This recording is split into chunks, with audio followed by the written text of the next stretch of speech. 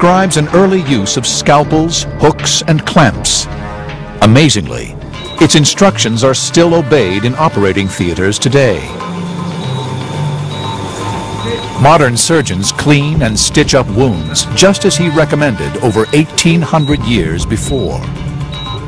Only a foolish surgeon would ever ignore history and ignore the past. The kind of clamps and that were used in Roman times are similar to the ones used today. There have been developments in the materials and obviously in the design of the clamps, but the principle of applying them and the mechanics used of the instrument to stop blood flow would have almost certainly been identical.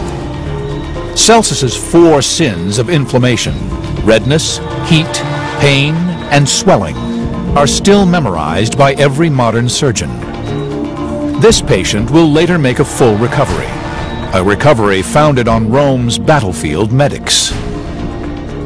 Yet throughout history, survival depends not just on battlefield innovation, but also on rank and influence. The need to save wounded generals, commanders, kings, and even emperors has driven medicine to astonishing new heights. In the year 1403, Prince Hal, heir to the English throne, led 4,000 troops against an uprising that would become known as the Battle of Shrewsbury. He was aged just 16, and within 24 hours, his face would never be the same again. As the Royal Army advanced, the archers on the top of the hillside sent this hail of arrows down the hill. And contemporaries, when they've experienced a battle like this, all talk about how the sky literally darkens over because of the sheer number of arrows that come flying down through the sky. Now, if you're a knight and you're wearing full plate armour, it gets increasingly difficult to breathe. So as they're staggering up this hillside, the first thing they all do is throw back their visors, and that makes them immediately vulnerable to the arrows because their faces are lifted, and so that's exactly what happened to Henry V. Prince Hal was struck by an arrow just beneath his left eye.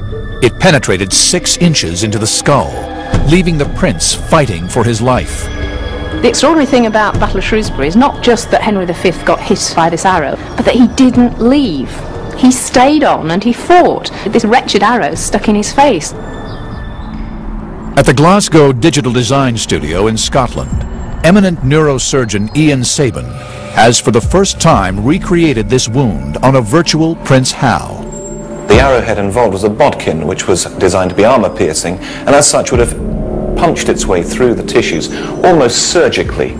Potentially structures that were damaged include a nerve that exits just under the eye, called the infraorbital nerve, which gives feeling to the cheek, which would have left him with a numb cheek. It would then have penetrated the thin bone of the maxillary air sinus, which is an air-filled cavity within the skull, and punched its way through the nose, before ending up in this area, close to the jawbone or mandible, and very close to the carotid arteries. At a scale of over 1,000%, Ian is now able to map in 3 dimensions how perilously close the prince came to death. So if we now remove the facial skeleton to show the arrow track more clearly, we can see just how close potentially it came to structures that would have led to fairly rapid death. The jugular vein, the main draining vein from the brain, and the carotid arteries, the main arteries leading to the brain and to the facial muscles. In addition, very close also is the spinal cord and the brainstem, injury to which would have been instantly fatal. The prince was taken to Kenilworth Castle, in the heart of England. Its ghostly remains still stand. His attendants carefully tried to remove the arrow, but then, disaster. The arrow breaks. Now the prince has a bodkin arrowhead lodged 6 inches inside his skull. How will they get it out? And who in all the kingdom has the skill to do it? The prince's advisors chose John Bradmore, a surgeon, locksmith, and convicted coin forger, for the challenge of a lifetime. You've got to imagine that Bradmore was in a unique situation. For the start, that he was in prison for counterfeiting, which was quite a serious offence, and he had been dragged out of prison, brought up to Kenilworth and said, right, here's the situation, you've got the future King of England, he's got an arrowhead in his head, we want you to get it out. Just hours out of prison, John Bradmore hatched an incredible plan. He decided to forge a new surgical instrument armed with nothing but a hammer and several sheets of molten metal. Historical blacksmith Hector Cole is reconstructing John Bradmore's arrow extractor, using the same techniques Bradmore himself would have used over 600 years earlier.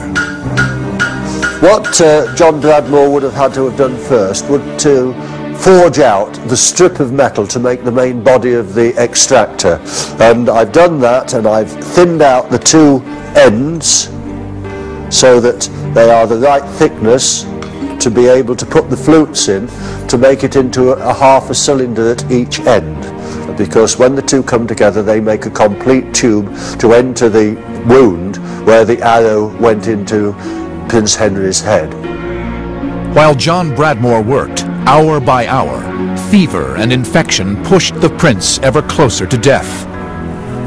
Time was of the essence, obviously, and he didn't have a lot of time to make it. He would have had perhaps a day and a half at the most to work out how to do it, how to make it, and actually make it.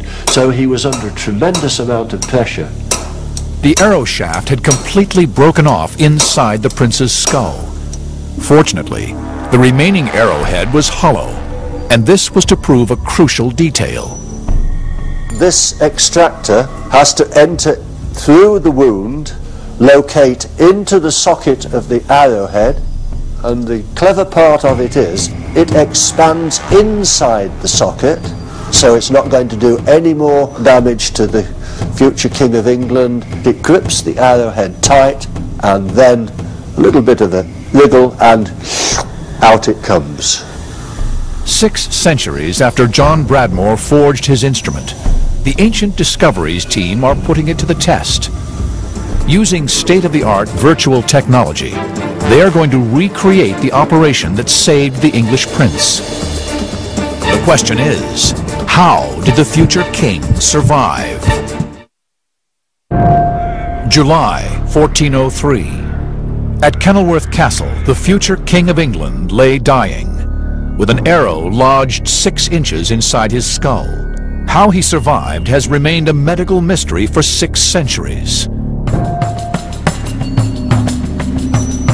At the Ancient Discoveries Test Center, our team are recreating Prince Hal's wound on a pig carcass. Using a 15th century longbow, an arrow is fired at 200 miles per hour into the carcass.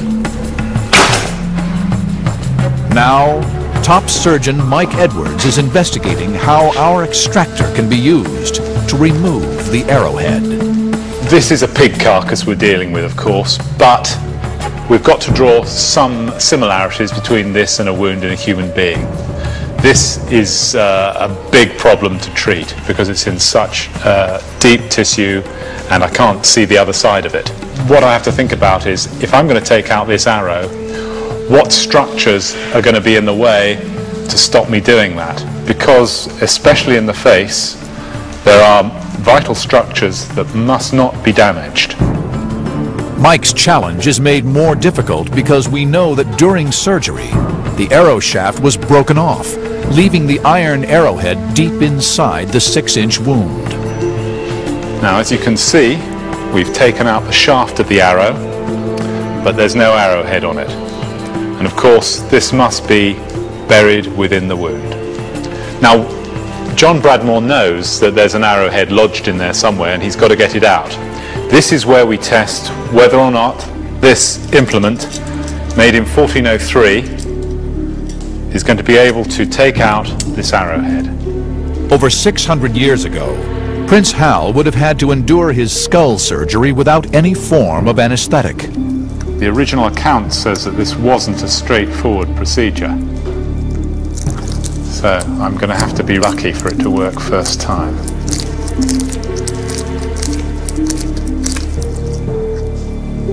And it hasn't.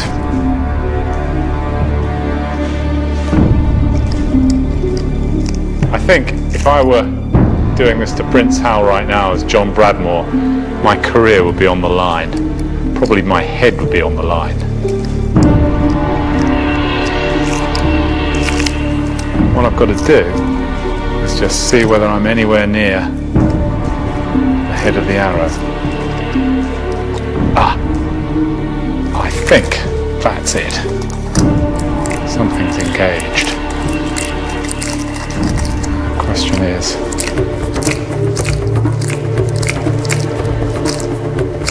has it been enough? I'll just tighten the whole thing way down. Oh, joy.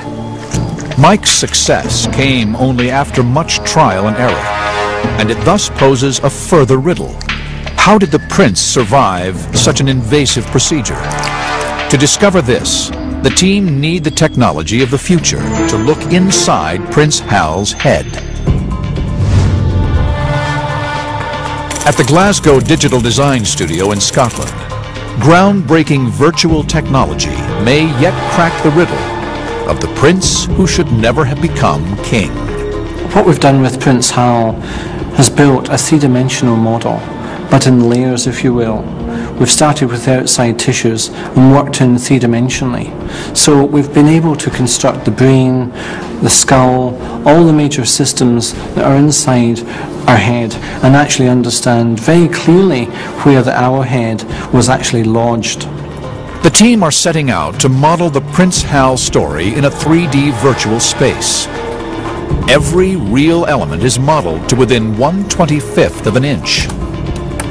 The way that we would build up a realistic 3D image for the arrow or the extractor would be to make the outline of the item, and then we would use that line to make a set of surfaces. We can then use reference imagery from photographs we've taken, which we can then project onto the surfaces that we've created from those very basic lines, and we end up with what looks like a very realistic end product.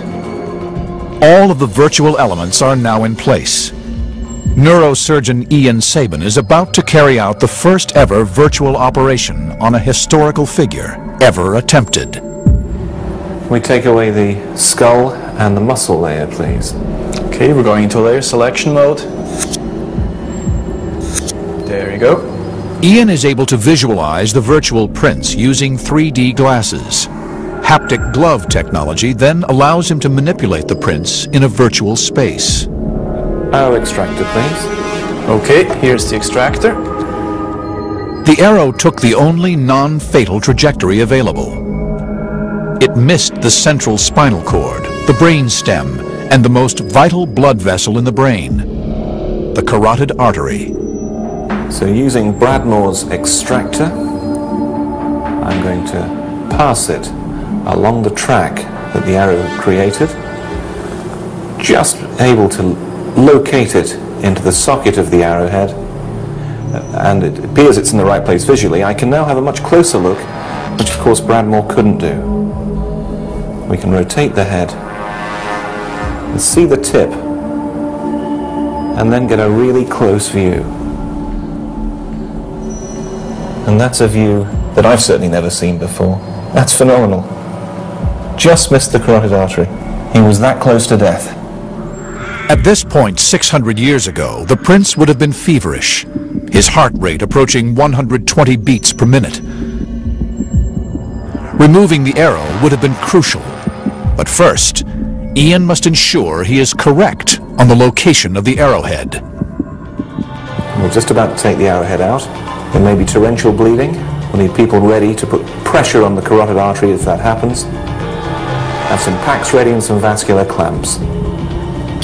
Screw the thread home to open up the jaws so that I can now rock the arrow backwards and forwards, freeing it from its bony entrapment and gradually pulling it back.